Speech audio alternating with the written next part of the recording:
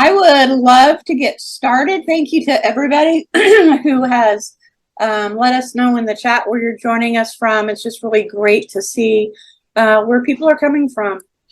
So those of you who haven't, if you could just put in the chat from where you're joining, that would be great. If you want to let us know how you found out about us tonight, that would be super helpful for our promotion as well. My name is Brooke Alford, and thank you everybody for joining us here tonight for this presentation brought to you from the Indiana Native Plant Society with support from Purdue Extension, Marion County. My name is Brooke. I am with the Central Chapter, the past president of the board, and I'm also an urban ag and natural resource educator for Purdue Extension. So they host these meetings for us. I'd like to get out of the way and let Kate introduce herself, but first I just want to let you know, Kate and I are both going to be turning off our cameras during the presentation so you can focus on her gorgeous slides. What I've seen so far is just amazing. As you have questions, please enter them in the chat, and then at the end of the presentation, we will cover those questions. The only caveat being if there's like a clarifying question that needs to be answered to make better sense of the presentation, I will gently interrupt Kate and ask you that question, Kate, okay? Okay, I'm going to go ahead and turn off my camera now and turn this over to Kate Hart. Kate, if you could just tell us a little bit about yourself. There's so much that you do. I know it's hard to cover in just a minute, but if you don't mind, we'd really appreciate it. So take it away, Kate. All righty. Okay. So my name is Kate Hart. The program I'm giving tonight is Capturing Your Own Creativity, and that's how to capture your creativity with photography. I have been gardening for about 10 years, and in the meantime, I have been taking photographs. So I think I probably am up to over 20,000 photographs. Most of them are my plants. I like to take pictures of cats and landscapes as well. So we're going to get started here and start talking about a little bit of creativity. I should add, I'm also in many other gardening clubs. I have found a great community in the local gardening club in Indianapolis. If you are looking for some kind of club to join, please reach out to me. I am in clubs that meet during the day and the evening, so it's definitely added a lot to my life and my day-to-day to have found this community. So we're going to start here and talk about creativity. Kate, can I interrupt real quick? I'm so sorry. Dr. Gottlieb was concerned that your audio wasn't being heard well enough. Can everyone hear Kate okay right now? I can hear her fine. Should I pull? I've just pulled my computer closer to myself. Okay, perfect. Yep, sounds good to me. Okay, I'm going to mute myself again. Sorry for the interruption. All good. Okay, so creativity in photography. Why is creativity hard? Creativity requires you to be brave, and being brave is hard.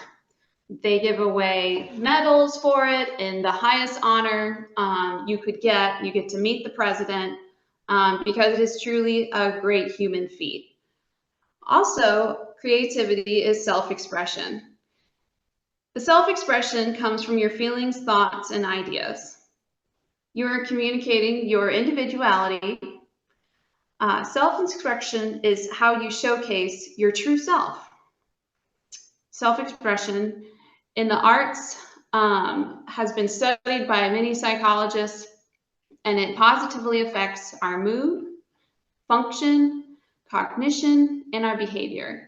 Creativity is literally good for you. It is good for you to express yourself.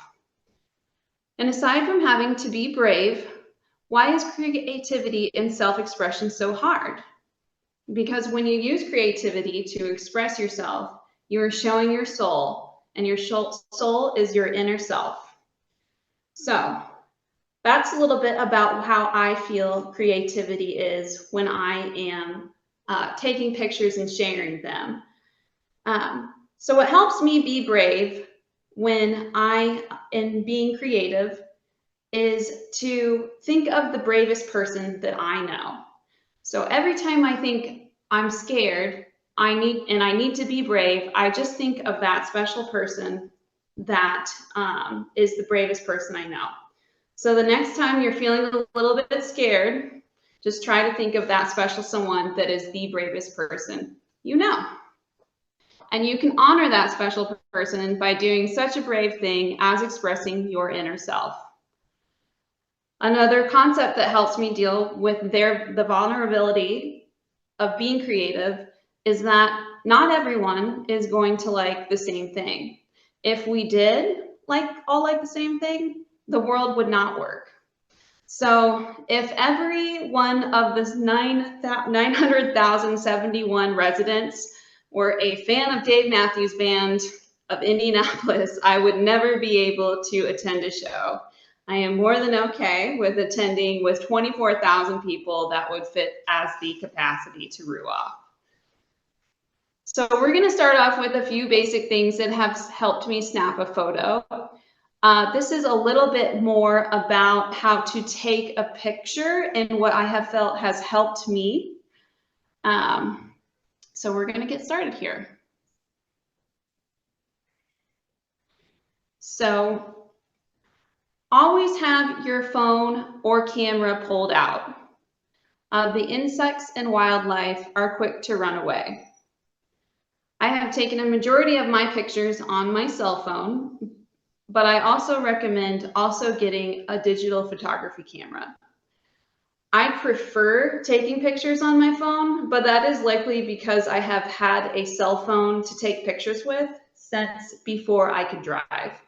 I find them to be more vivid, and I'm sure it has probably, fortunately and maybe unfortunately, has something to do with my brain developing, having a screen in front of my face. But the digital camera that I did purchase is a Canon Rebel, and I actually did not purchase a digital camera until 2020.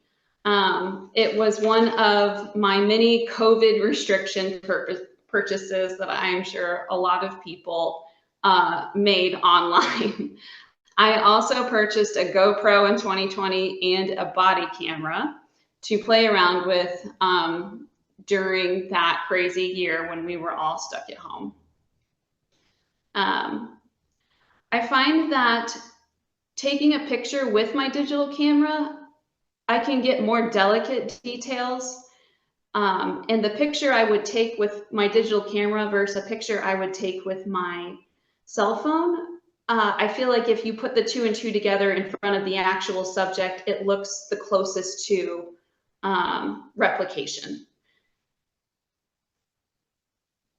So it's more accurate, but I do prefer cell phone pictures just because they look more vivid, and I've been looking at pictures with whatever cell phone I've had for several years at a time than on my digital camera. I do like that they're a little bit more vivid and animated, but I do like how delicate my digital camera makes some of my pictures look. Okay. This is a self-portrait I took of this spring. Here's a couple bugs I caught, and I probably would not have captured these bugs, or insects, if you will, if I didn't have my phone pulled out and my camera always up. It's really easy to miss these guys because they get away so quickly. They know how to get away as quickly as possible. This one of them jumps away and one of them crawls away. So it's okay to not be perfect looking while you are taking a picture or while you're taking a picture of yourself. It's just not going to happen if you want to get that perfect shot. You have to use your body to get in the right angle. I wouldn't have been able to take a picture of this waterfall if I wasn't as low to the ground as possible because the water feature was low. On the other side here, we have myself and Mr. Meowsers, who is quite a friendly cat, but he looks very angry. And we got a picture of him hissing, and he rarely hisses, but he looks like the perfect Halloween cat. Whenever I take him outside, he rarely gets to go, but whenever he goes outside, he immediately wants to eat grass, and if he cannot get to the grass, he gets very angry very quickly. So just don't worry about what you look like. You're not going to get it perfect. You're going to look kind of silly. It's about getting that perfect shot. I think this witch picture with Mr. Meowsers I took probably 4 or 5 dozen on a timer to try and get that perfect one of him and I. Okay, so when you take a picture of a subject, make sure that you are taking pictures of the subject from multiple angles. I always try to take pictures from at least 3 different angles and 3 different distances. And especially if you have your phone or your camera, you're just, even when you capture that picture with being outside, you're not going to see exactly what you captured. So to the left here, we see a bear's breeches, and you can see those snake eyes.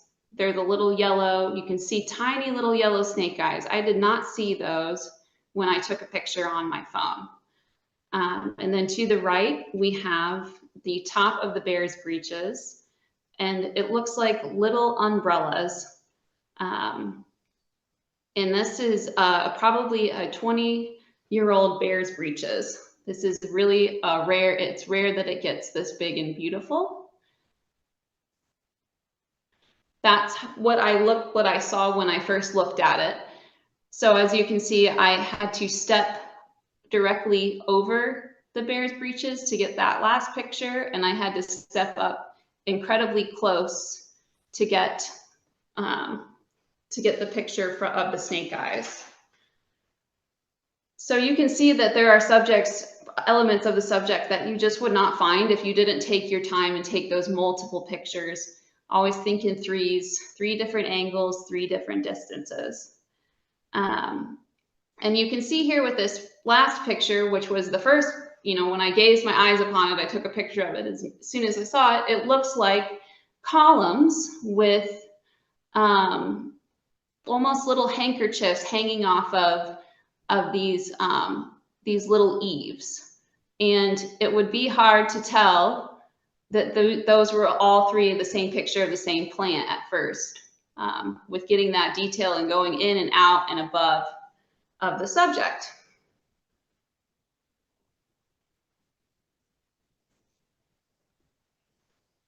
So the best time I have found to take pictures of specifically plants and flowers is going to be when it's overcast outside or it's twilight.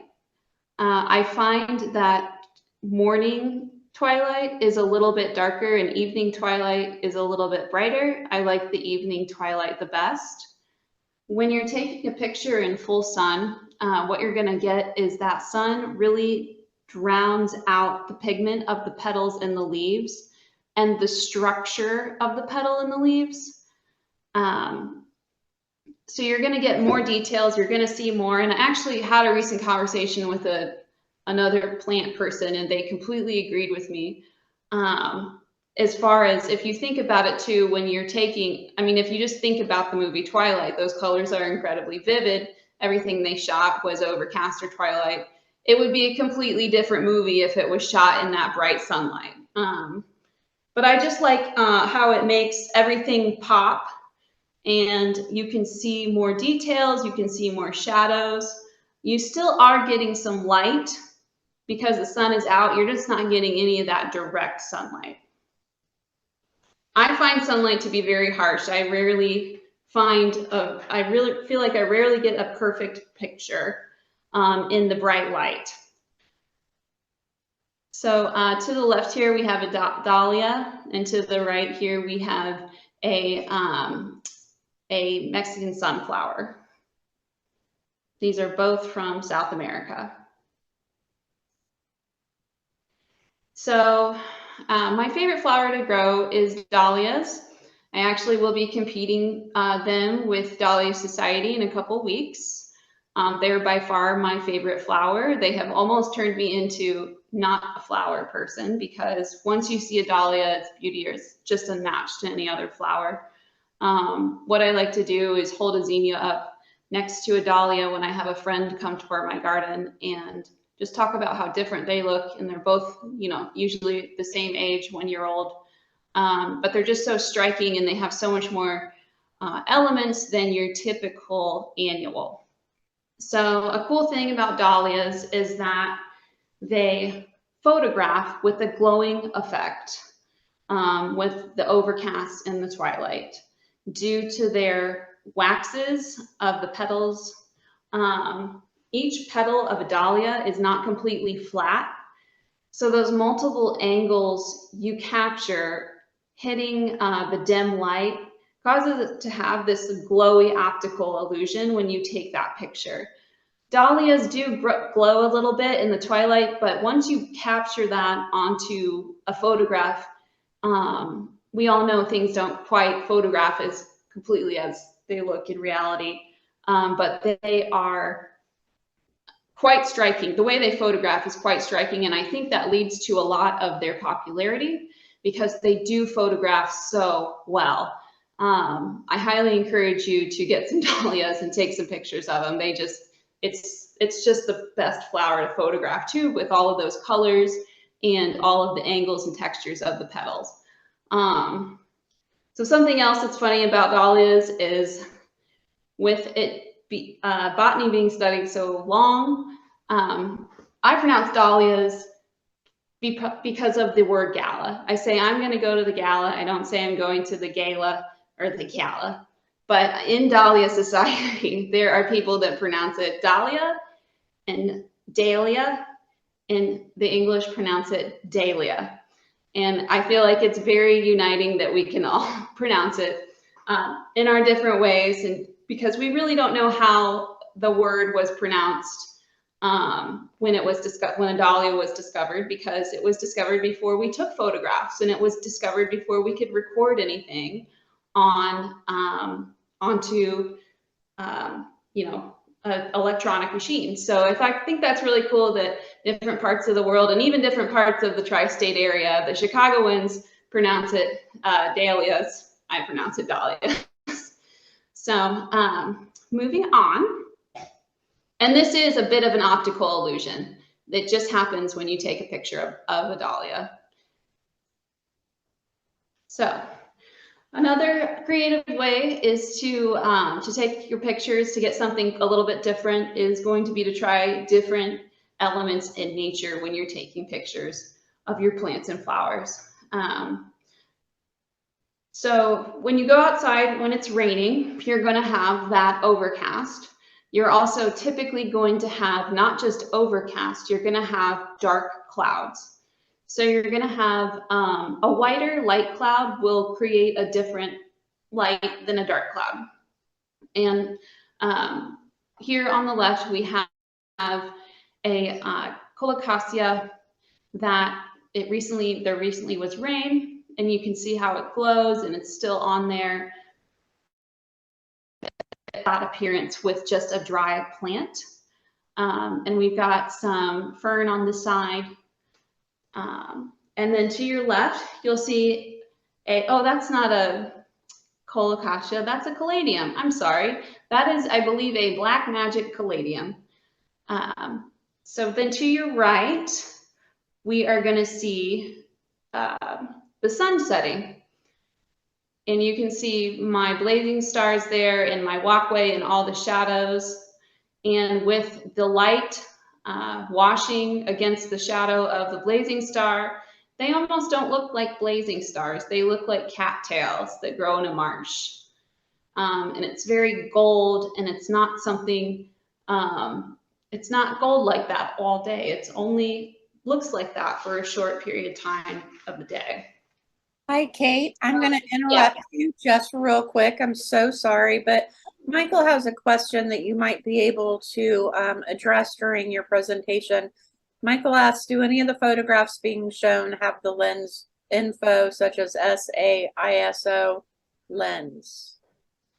Yes, so there, I can't recall every single one, but some of them are shot in portrait and some of them are shot in landscape. Some of them, the ISO is the setting with the digital. I shoot everything all very differently. But the majority of my photos are going to be with my cell phone. Let's take a look here. So I'm going into my files here and seeing. While you're looking, I just have to say that photo of the blazing stars is absolutely gorgeous. It's just breathtaking. Thank you for sharing. Thank you. So I have, here's the settings on my cell phone right now. And I'm always messing around with them and changing them up because especially when you're going back and forth from taking, we'll get into this later, taking portraits and then taking landscapes. So I have, if this helps at all, I have what's called a Google Pixel 7.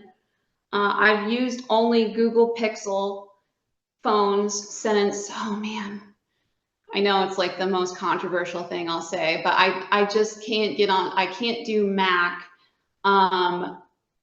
I had a Mac in college and then I just got onto the Google platform and it just matched, you know, the way my brain works so well. I have friends and family that have the iPhone and it's so funny. It's like two different worlds. I cannot use it, but because I love the Google platform so much, I wanted to get a Google phone because I thought it would all just make, you know, the way I work and, you know, my personal emails through Google. So anyways, getting to my settings I have right now on my Google Pixel, I have the ISO setting is 1663 and the focus is 1.9 on a 6.81 millimeter. And let's see here. I'm showing that my phone is set at 9.1 megapixels. If that helps at all, let me see here. Does that help at all with my settings? I change them every time on my phone depending on what I'm photographing. Yes, that's helpful. Thank you, Kate. Okay, perfect. All right, so we're going to talk a little bit more about something special in photography to do with the sun setting. And so when the sun is setting, you'll notice that you can always tell when the sun is rising and setting. You've got that golden light. There are people that get married and have many cultures that have ceremonies when the sun sets because everybody just looks so beautiful in the gold light. It's called golden hour. Golden hour isn't really just an hour. It's usually about an hour and a half, sometimes an hour and 45 minutes. A lot of times, speaking with concerts too, there's a lot of concerts that they stage going down. I think I have very many pictures out at Ruoff where it is golden hour, and I have this golden skin and this golden hair, and everything is sparkling beautiful. It's a really special time in the day. And you're going to have this glowing gold orange effect on everything and have these, as you can see with the blazing stars, it creates an illusion of something that looks slightly different than what they look like during the day. Those usually are a lavender color and are a pretty light, almost a glowing light lavender during the day. So it's just a really special time. I would always say go out and take some pictures during golden hour. It is a delicate balance between getting that golden look and getting a little washed out. But it is a special time during the day. Except for twilight, it's my favorite time to take a photo. So we're going to continue on with the elements in Mother Nature. So fall and winter is sad for me because everything dies, but you do have some winter interests that you get to take pictures of. because everything's changing and things are getting colder. So the first thing we're going to talk about is frost. I love frost. So these two pictures, you're only going to get this one time in a whole year, because once that first hard frost hits, and a hard frost will hit part of your property and not the other. So you got to get up each morning before you know the frost is going to thaw and see where it's hit, because you do have what's called microenvironments on your property. Parts of your property are going to be colder than other parts. So a good way to think is that the closer to your house, you're going to be a little bit warmer, and the farther it's going to be cooler. If you have like a lower part of your property, that's not going to get as cold. I found the property, this was taken at a property up against a creek. So I think that being in between the creek with the woods and the structure of the house, I had a lot of different little times in November. So typically the first frost date is the end of October / middle of November. I've been lucky. I've gotten to keep my flowers until about the second week in November. I feel like both the last few Halloweens, I've had a big Halloween party, and I cut just tons and tons of bouquets because I know first frost is coming. And I think when I had my party last year, I think I had 15 to 20 bouquets, and because I just knew the frost was coming. So I leave a few things out. I have, tens of thousands of flowers. So there's no way I can bring them all in. But so getting back to the frost. This is only going to happen one time a year to this plant. It's incredibly special because once this hard frost hits this plant on these petals, it's going to look like that for just a few hours. You're going to get that true live color of the petal in the plant while it's still alive. And you're going to get that frost glow around the edge of the petals and the leaves.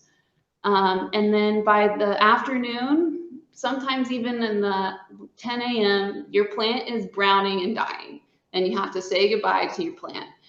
So it's kind of like this last beautiful parade where you get to see your plant different than any other time in the year. And it's so sad, but it's so beautiful. It's just, it looks unreal.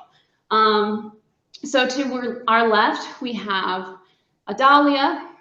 They look very beautiful. You can see the little rings and the rivets. You wouldn't see those rings of the petals as well if it didn't have the outline of that frost. And then to the right, we have a marigold. I believe this is a French dwarf marigold. And it looks completely different than it just would if I took a picture of it.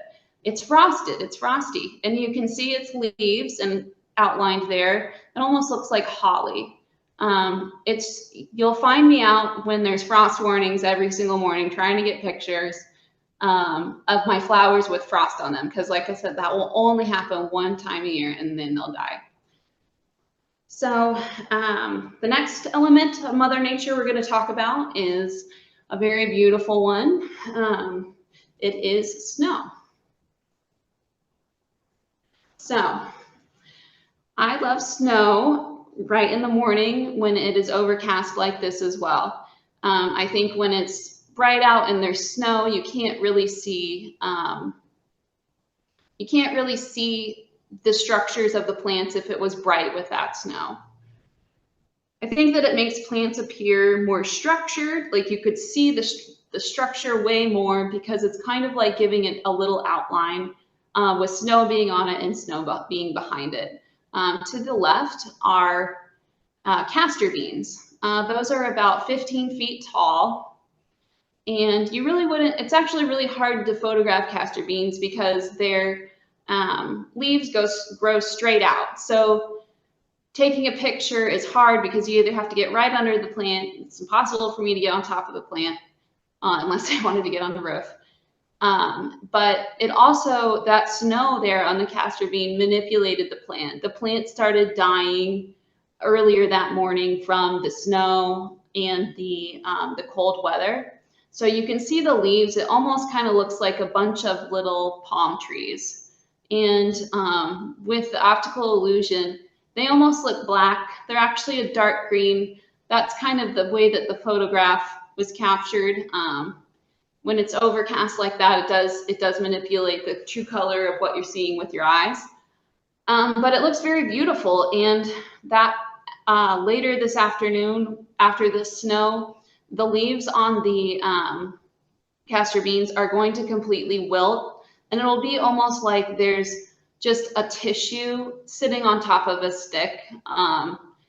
They're only going to have that shape for a little while, that nice round shape where it looks kind of like a palm tree. To your right is a zinnia.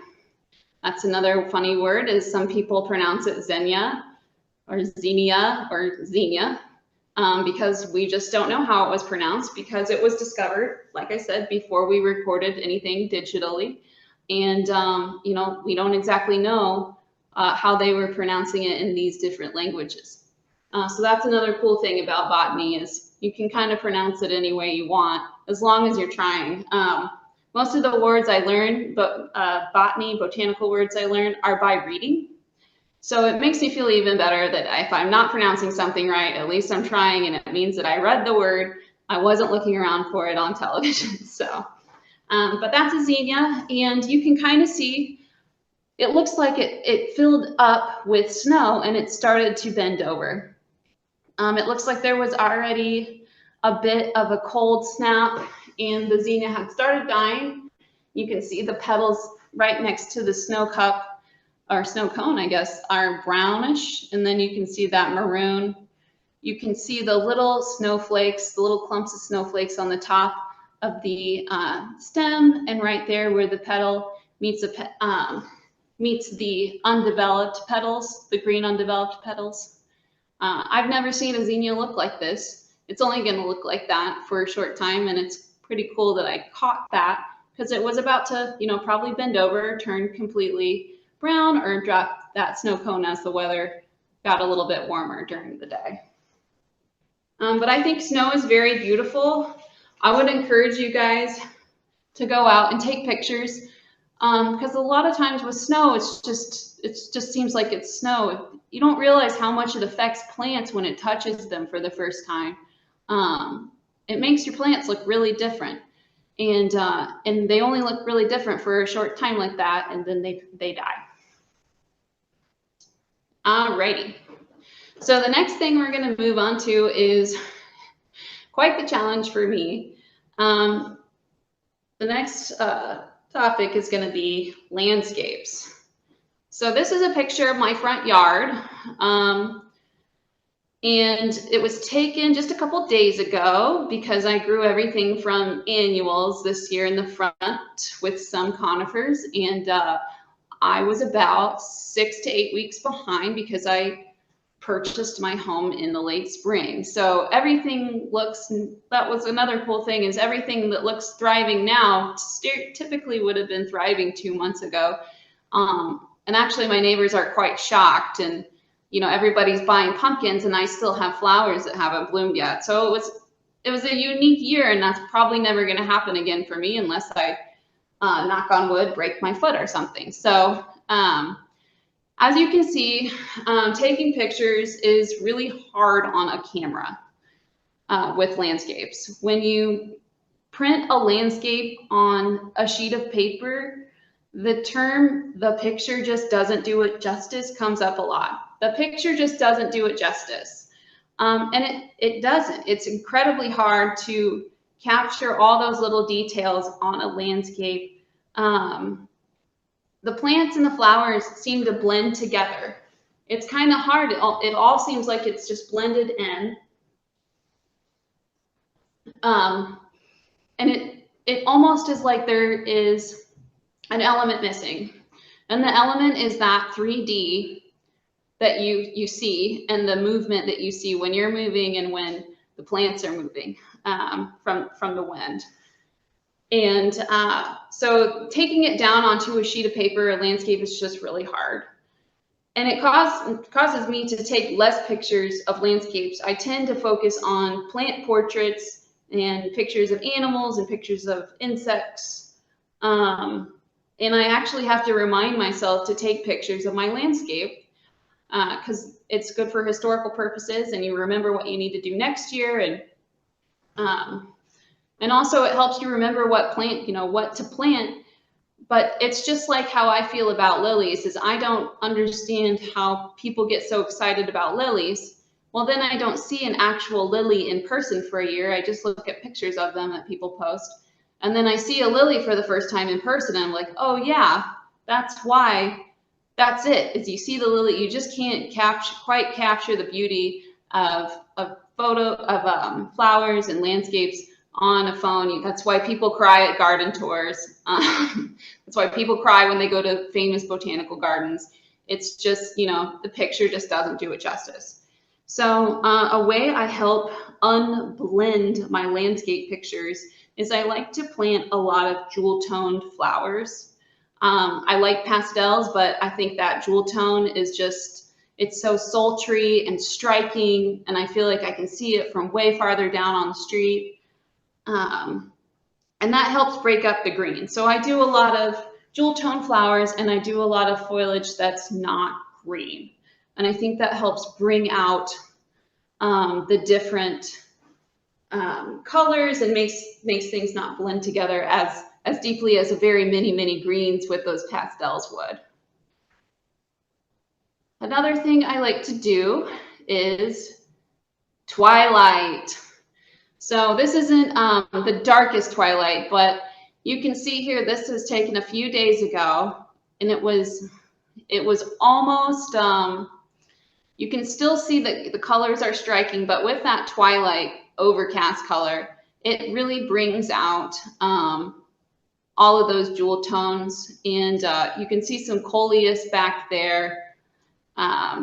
I've got my red castor beans. Castor beans actually turn as they get bigger, they turn more of that green in the left.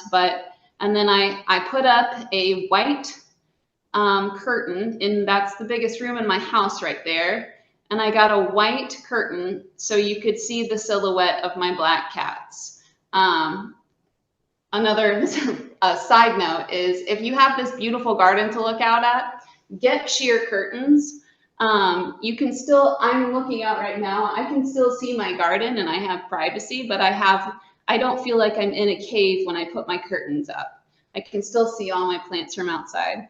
And I love when I drive down the street with the black cat against the white. I can see their little silhouette, and it just, makes me so happy to be home. But you can see I've got a lot of foliage here. But the most important thing about this photo is that it's overcast. Take the landscape pictures when it's overcast. You're going to see everything better. So this is another landscape picture I took. This is, you can see it's a little bit golden hour, a little bit overcast with the twilight. Even though I have, I've got my yellow tiger eye there really popping out and my blue kale at the bottom. We've got some maroons and you can see my yellows. It still is, landscapes are really hard to photograph. It still, to me, is blending together a lot. So don't feel bad if you don't feel like you capture that beauty on a landscape. I feel like I'm constantly seeing this beautiful landscape. You're just never gonna, it's never gonna do justice on print. You're gonna wanna see it in person. If you're in a particularly special part of the day, or you have this shot that you never want to forget, or you're somewhere special in a different part of the country or the world, take a video. The video is going to look a little bit better than the pictures. With social media, people watch more videos than they look at pictures now, and it's just because it looks better, it's true to the appearance. You're gonna get a little bit more elements with moving around and seeing those plants move in the air with the wind. I'm gonna take a sip of my water real quick. I'm losing my voice. Okay.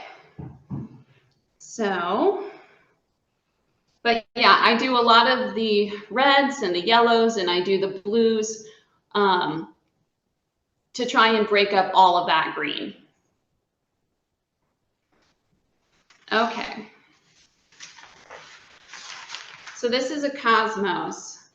Getting back to being rewarded by capturing that picture.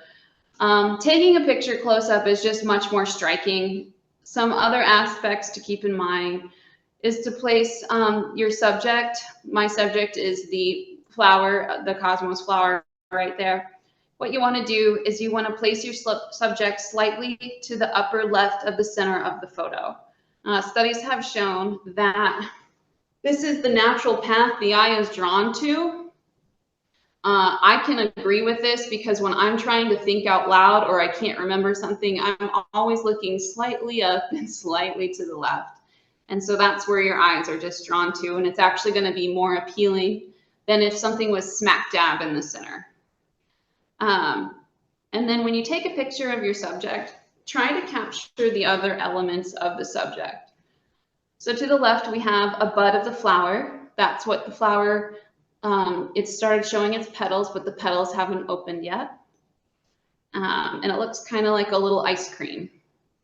And to the right, we have the foliage.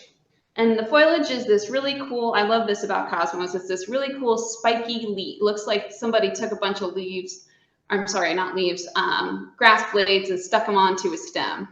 They're just perfect looking. And you can kind of see some stems with some buds that haven't flowered yet. It's a nice little perfect ball. And in the background, you can see the maroon color of the amaranth. And that is bringing out the fuchsias and the pinks of the cosmos in the front, while making those white stripes more striking. Okay. I'm going to tell a little story here. So get ready for story time. So, something I will never forget is in painting class, our art teacher liked to do a critique to each student in front of the entire class, which I don't necessarily agree with, but she was the teacher, I was the student. But the painting she had painted was a black silhouette of a bird on a fence. The fence was in a black silhouette as well. And in the background of the painting, with the black silhouette of the bird and the fence, sitting on the fence, was a sunset. And you could see like a tree line. And I thought it was really pretty. And during the art teacher's critique, she said, "It's been done 1,000 times. And it was a negative review. It was that one line, "It's been done 1,000 times." But I believe that part of being creative in self-expression is just because something has been done 1,000 times does not make it bad. Something that has been done 1,000 times is universal. Something that is universal is something that we all loved. It's something that is loved by many people. And that's why so many people make that art, make that painting. Being universal is good because it is part of what it is to mean to be part of the universe. So being universal is what the universe is all about. We are all connected. And I just feel like you're limiting someone when you're telling them that they're doing what everyone else is doing. So we're going to come to this picture I took in the beautiful Broad Ripple Park. So this is a picture that I took of a cloud.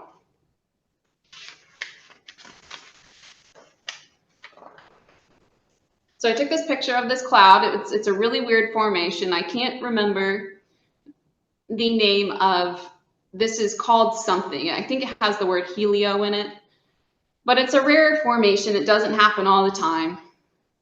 So I took this picture of this cloud.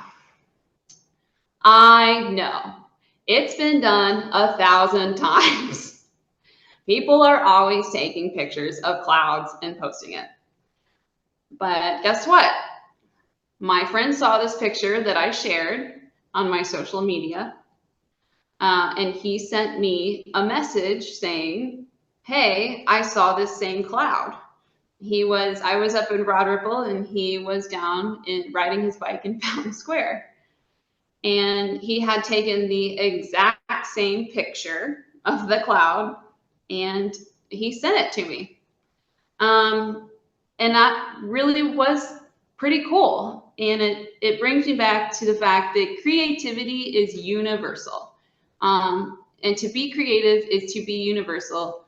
And that can only be a good thing because we are all part of this universe. And what a better way to feel so connected with someone else by expressing yourself and being creative and sharing these special moments. So I'm going to wrap this up with a few little fun last extra tidbits here of some of the things I like to take pictures of and do. So let's see here. Take pictures of your animals. I found out a few years ago that Mr. Meowsers has a worthless talent, and that is if you put something on his head, he doesn't care. So he has had quite a few calendar photo shoots. This was celebrating the state fair opening day on, I believe, July 28th. This produce here, I had grown all that in my backyard. This is Mr. Meowsers celebrating spring with his Easter bunny ears. Take pictures of the food you make. I love to make food art. If you give me a pair of scissors, I can cut about anything I can imagine. I really like to do bugs and flowers. This was some food art that I made for Pitch-In for Herb Society. That was for the Valentine's Day Pitch-In. It's a heart-shaped caprese salad bite. Take pictures of the art you make. Like I said, I'm a big bouquet grower. At the end of the season, it's crazy because I grow hundreds of plants from seed. So actually late August and throughout September, basically through first frost, I just have tons and tons of stuff to make bouquets in. And I love taking pictures of the bouquets I make. And I love giving them. There's quite a few people that get bouquets around this time of year. I call them frost bouquets because I'm getting rid of the flowers before the frost. This is something I'm passionate about, is voting. I took a giant elephant ear and cut this out, and I post it every year. I volunteer a lot and work for a lot of the Marion County voting, early voting and the day of voting, and I am a volunteer and a member of the League of Women Voters. So voting and voter education and getting people registered to vote is very important to me. Not everybody gets to have it. A lot of people don't even know how to get registered or where their voting polls are. So I do this to kind of advocate for how important I think voting is in this country. And I got to do it creatively with my favorite thing, which is plants and flowers. This is just a Thanksgiving altar I made of some produce I grew and some things I found in the antique stores. I'm a big Halloween decoration and Christmas decoration person, so the Thanksgiving just gets its own little altar, little harvest altar. That's another frost bouquet. I just love taking pictures of my bouquets because obviously a bouquet doesn't look like the way a flower looks like the other 9 months of the year. It's a special way to change it up and be creative and artistic. And I think that taking photographs of bouquets, they photograph really well. I think it definitely, all those photographs online when you're looking to purchase a bouquet, you're looking at the photograph, and whichever photograph's best, that's the one you're going to buy. Take pictures of yourself. Please, please, please. I know everybody hates taking pictures of themselves, but take pictures of your loved ones. Whether you realize it or not, there's going to be pictures that you take of yourself or that you take of your loved one, and that's going to be the last picture that you have. And I've always heard people friends and family say, oh, I wish I had more pictures of the loved one that has gone. So this picture of me for Halloween, and I'm in my garden. My garden's a little spent because it's the end of the season, but it's still beautiful. And I've got my two favorite things, my cat and my garden. So I love this picture. I'm glad that I stood outside in 50-degree weather to get this picture with the self timer. Save your outtakes. They don't look good to you right when you outtake, but I've never seen Mr. Meowsers make this face before. I've never quite captured it when he's mid-cry, mid-meow. He doesn't even really look like a cat. But that was, this was a picture of him and I went as CAT scans. You can't really tell him, but he has a little skeleton on. And so just a couple CAT scans out on the town.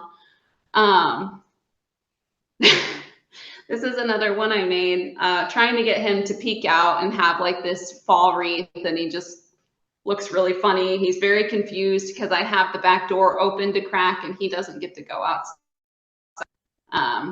with the fleas and the ticks. So he's very interested and confused, and he's got his little fang hanging out there, and he's washed out, and it's just a really funny picture. It's another funny picture of Meowsers. That's my favorite, is the funny Meowsers faces. But always keep your outtakes. You have to go back and look at them. They might be something that you see a year later and you say, oh my gosh, I just love that. I think it's so funny. And the cool thing about photographs is it captures expressions that you are constantly moving your mouth. You're not going to freeze frame that. It's probably why memes are so popular. You get a picture of someone making a funny face. It's just not the same as someone making that face in that moment. And the last scary Meowsers picture of the outtake. It looks very ferocious. Everyone he meets is his friend. He's a big baby and he cries all the time. So I just love that perfect Halloween cat picture. He rarely hisses, so it was just exciting to get him looking so ferocious when he's a big mommy's boy. Kate, I just have to say, I love that picture. Thank you. Yes, I'll send it to you. Okay. So thank you. So this is just, my little closing up picture. And Halloween is really special to me. It's a gardening holiday. Halloween was a festival, harvest festival, where everyone would pick everything they've grown throughout the year. And this picture of me, I probably took 100, maybe 150 times to get that just right. But a witch throwing her dahlia in the air for Halloween. I just love this picture. It's very special to me. I'm never going to quite capture that again. I love that you can still tell the dahlia is so striking coming at you. You can tell it's moving towards you, and you have me in the background. You can't quite tell it's me, but it's really special to me. This is a really cool picture, and I'm always going to have that, and it's going to be pretty hard to ever recreate that. I'm so thankful I have it. So always take the picture, guys. And that is capturing creativity, or capturing your own creativity. And I'm Kate Hart. There's my email. If you want to contact me, if you have any questions about photography or any other programs I do, or if you're interested in any other plant clubs, what you can do now here is pick up your phone and take a picture of the computer screen, and you will have my name and my email in your phone captured forever. So thank you so much, Brooke. Kate, thank you. That was just fabulous. Do capture her contact information. Kate is an amazing source for us, and we really appreciate you being here today, Kate. Yeah. See if I can you guys can kind of see my garden now that it's not quite so bright out. Yeah, no, that's beautiful. That's absolutely beautiful. Now I'm about to cut it all down and put in some dwarf conifers, so that's as crazy as it's gonna look. So No, it looks great to me. And You know, I have to say that I have a huge stand of sunflowers out of my large living room window, and Oh, it's just one of the best things of summer for me. So thank you. yeah, Hey, we've got a yes. couple questions. Can I read them to you? Okay, Okay. okay. Janie Yep. asks, I took pictures of dahlias at a competition.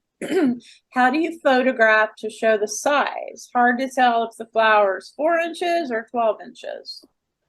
So I have a joke on my social media that I do like to do a 4 size.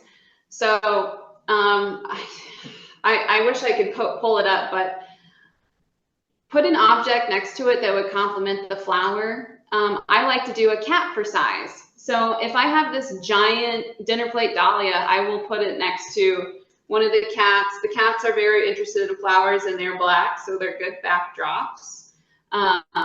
That's a way to do it.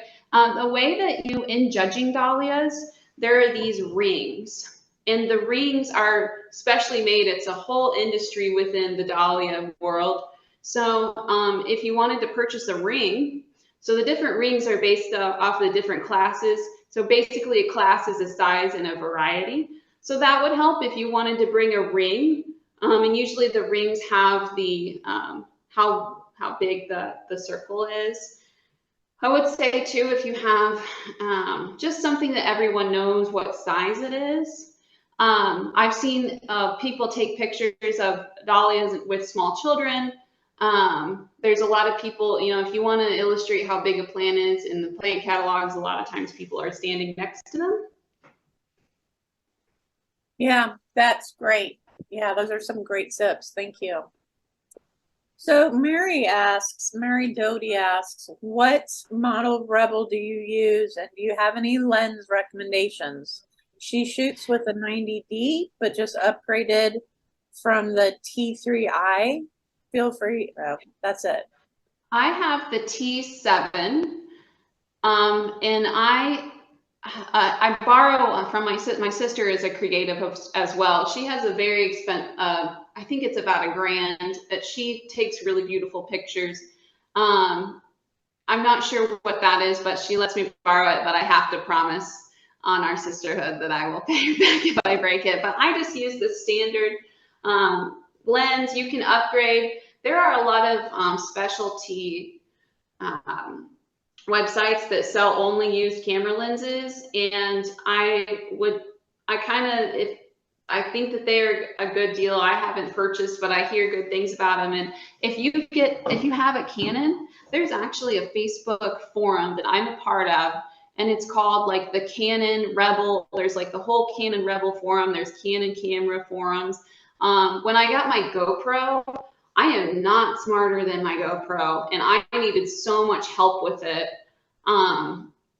Figuring out how to use it or do anything with it. It's like it's too advanced for its own good for me in this brain, but kind of funny because it's the opposite with my body camera. You just turn it on.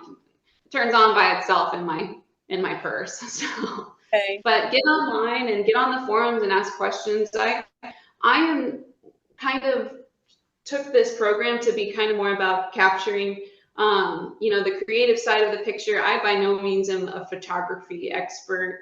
I think that I'm proud to say I'm a novice. I feel like I get better each year, but I read a lot and I learn a lot. The only thing with those forums, like any forum, is there's going to be some people that believe they are the experts and will say some condescending things. So Understood. just get reviews. So I have the Rebel T7. I really like it. I'm gonna get it out here soon. I haven't got it out here this year. I get it out more towards fall when I know it, when everything looks its maximum best. Right now too is like perfect to take pictures, and I've been trying to I've been bat watching lately. I'm in kind of a corridor here, and you're going to see bats out here soon. They're most active it's right at twilight at sundown, so it just adds a lot to me playing around in the garden. But yeah, check out the forums. My T7, I feel like it was definitely a big purchase, but it cost about as much as a cell phone would. Okay, fair enough. Thank you. Angeline asks, when you take pictures, do they go through post editing? I do edit some of my pictures. I do leave some of them the same too. My favorite editing is actually Google Pixel will let you edit the photos. I'll show you here. I am always truthful about editing.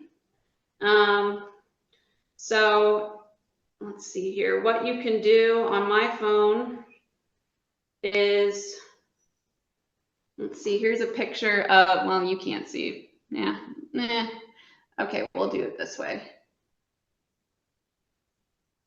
No, you can't really tell, but the phone will let you adjust it. This was a hawk in a Lowe's that I was looking for some heuchera on sale. You can't see it, but I use the Google editing app. I would get on PicMonkey. There's a free version of PicMonkey that really helps me out a lot. It's kind of like a very affordable Adobe. I also use what's called Canva.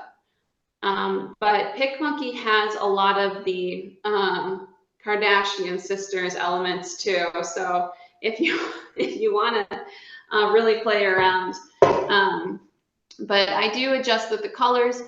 Something that makes me feel a little bit better about editing too is that that picture you're taking is not the exact replica of what you saw.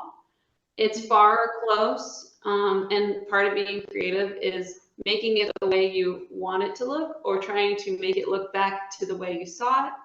I always like to make my pictures look really moody and sultry.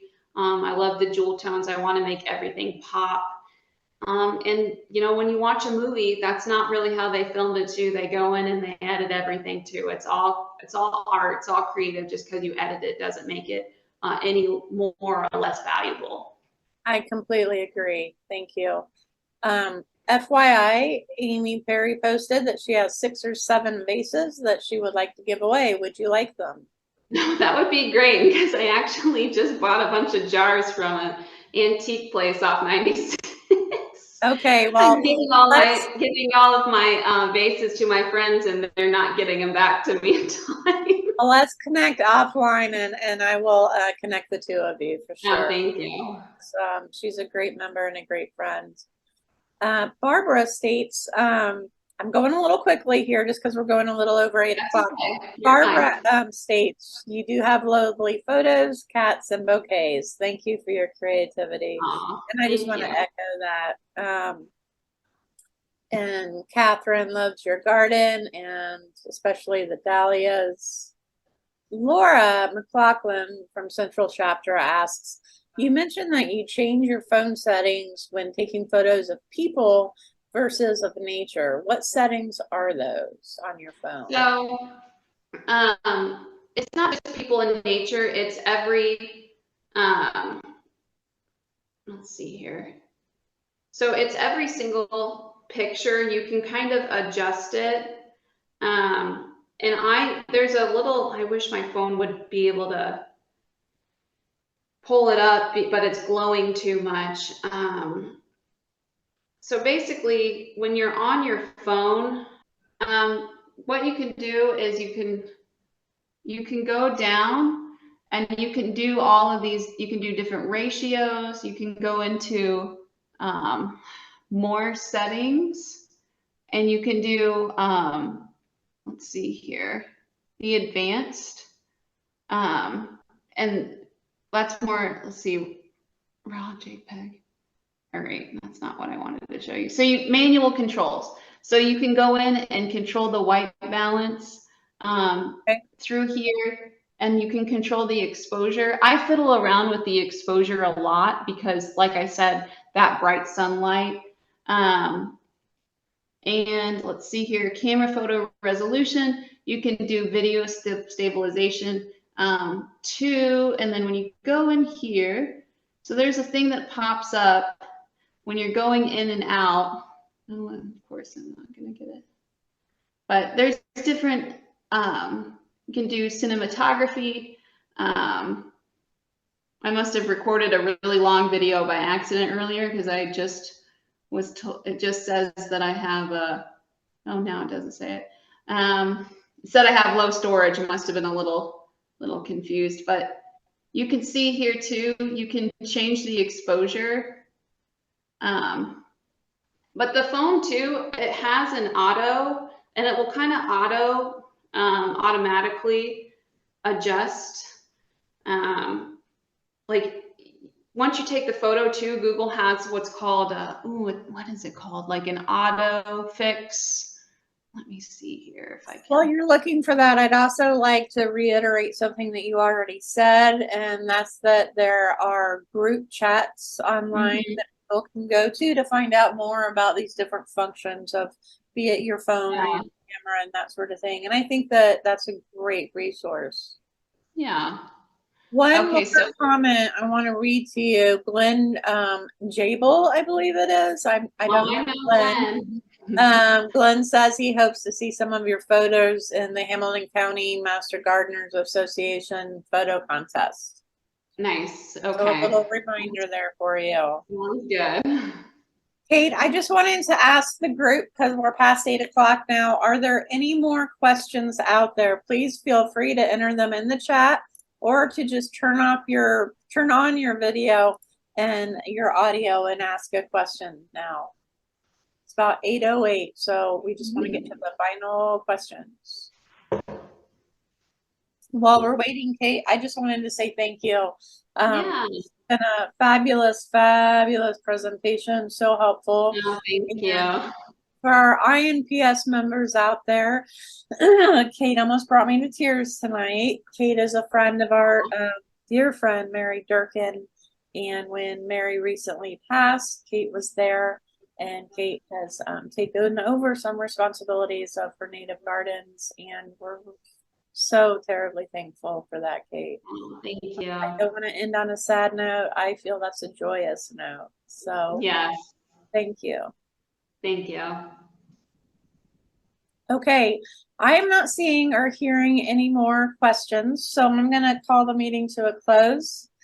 Kate shared her contact information, so please, if you have any follow-up questions, reach out to her. She's very responsive.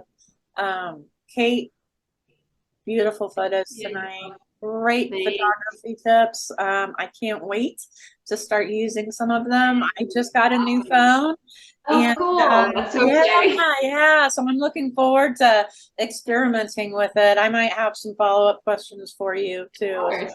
Yeah, of course. And I hope to see you around the office soon. Yeah, definitely. I will be there. Got some volunteering to do, so. Don't forget about that photo contest. They want to see your pictures. Thank you. Okay. Awesome. Thank you. Thank you, Kate. Bye. Everybody have a good night, and we'll see you next time. Same place. Thank you very much. Good night, everybody.